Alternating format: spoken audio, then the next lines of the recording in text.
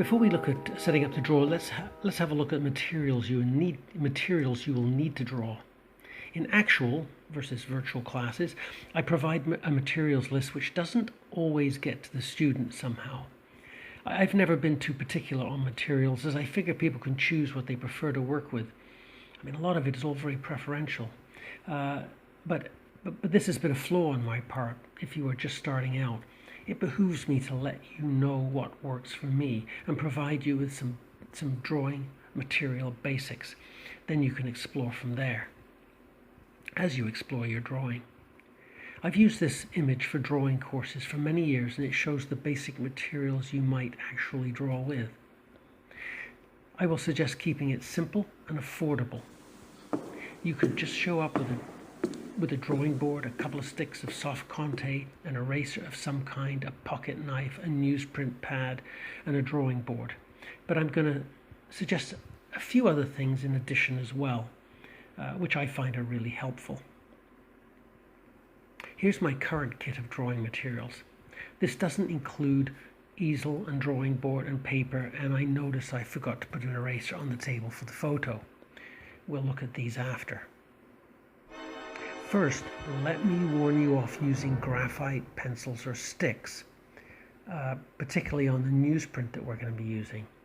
Now, if you insist for personal reasons, that is, you love the effect of graphite on newsprint, I can't argue with that. But personally, I find graphite works best on a good quality sketchbook paper and not on newsprint, where the shininess of the graphite on the newsprint looks kind of lame to my eye.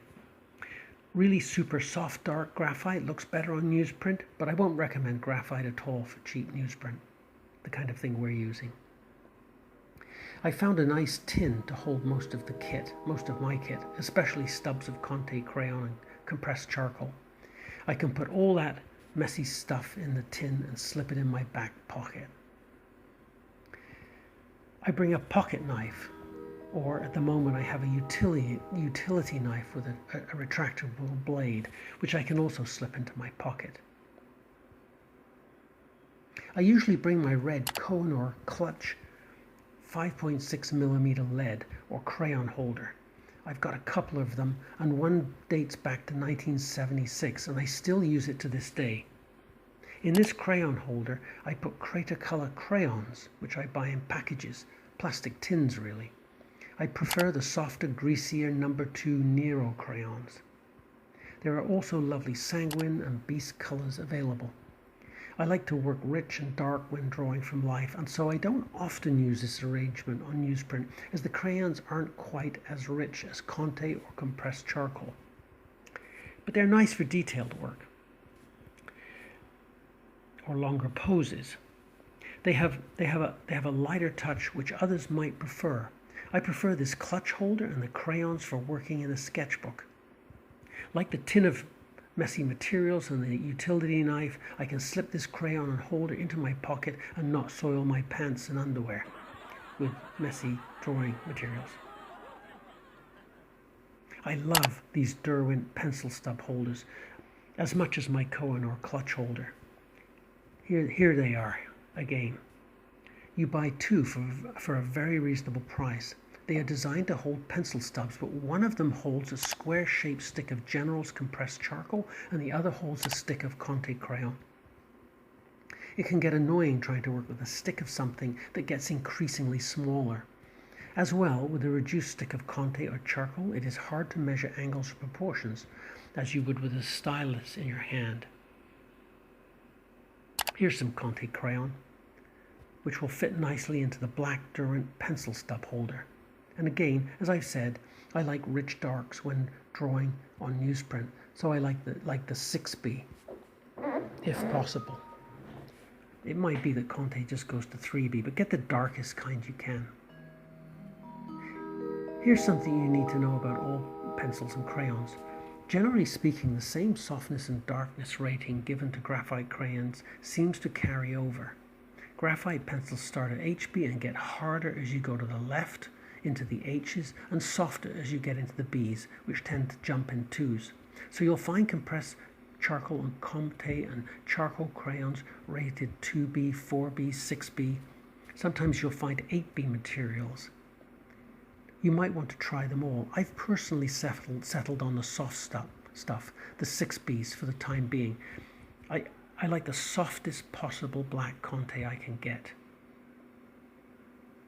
Here's some square sticks of General's compressed charcoal that fit into the silver Derwent pencil stub holder. Again, I like the 6B. I often find it difficult to buy just 6B compressed charcoal. Many of the packages contain a mix of 2B, 4B and 6B. I find this really annoying, but in some shops you can pick it up loose and buy just the 6B ones. Here are flat sticks of General's compressed charcoal. I love this stuff, although I can't put them into any of my holders. I find them super for gesture and working quickly. The 6B is so soft it melts in your mouth. Oops. Yuck, it tastes terrible. Finally, there are pencils of various sorts, all charcoal. These are kind of optional for you. General's makes compressed charcoal pencils, Comté makes compressed Comté crayons, and there are various sorts of carbon pencil, like Wolf's Carbon. A couple of soft charcoal or Comté crayons might be a nice addition to your kit, and they allow you to measure angles and proportions. And when they are stubs, you can put them in your Derwent pencil stub holders. But I won't highly recommend pencils. Drop them once and the leads shatter inside and you'll never be able to sharpen them properly again. What else? In my quick photo, I neglected to include my erasers. A kneaded eraser is probably best. They come in a plastic gum-like package usually and must be removed and then from the plastic covering and then pulled and kneaded during use. You can model their shape so that you can actually draw with them by removing charcoal or remove tiny amounts of charcoal by creating a point. After you use them and they're dirty, you pull and knead them and the carbon is absorbed into the eraser and they sort of self-clean. Eventually they become full of carbon and less effective and need replacing. But these are the classic drawing erasers that I can recommend highly. White rubber erasers are good too. Their surface can be cleaned up and you can really scrub the paper hard.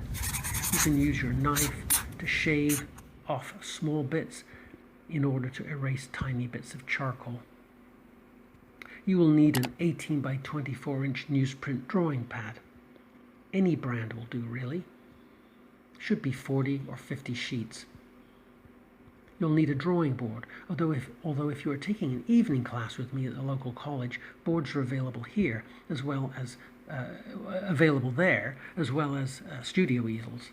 But you should have your own board to accommodate that 18 by 24 inch newsprint pad as you transport it back and forth to class. And you'll certainly need it if you're working at home. I've cut down a number of sheets of cardboard or foam core and taped them together to make a board. I found bits of scrap wood to cut down. Currently, I've cut down a lightweight sheet of corrugated plastic that was a sign at one point, and I'm using that as a board. You don't have to buy a board if you can search around and find something to do the job. You'll need a bulldog clip of some sort, some kind of clampable clip to affix your newsprint to the drawing board. It will need to be fairly large to accommodate the newsprint pad and the board within its grip.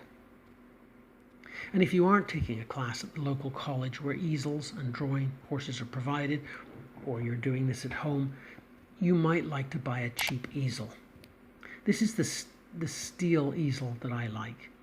The legs telescope to a manageable size for transportation, and the whole thing folds up and sets out quickly, as you will see when I demonstrate it in a kind of a live action demo later on.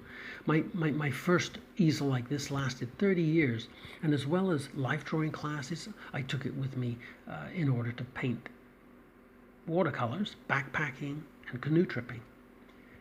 It took a real beating. My second one seems just as good. I don't have a brand for you, but they are steel, kind of generic, and look like this. They're usually one of the cheapest easels you can buy. Something like this will work well, and you should find it for under $100 at the time that I made this little film. And that, I believe, is the basic materials list. To finish, here are the essentials written down that you can actually take notes from if you wish.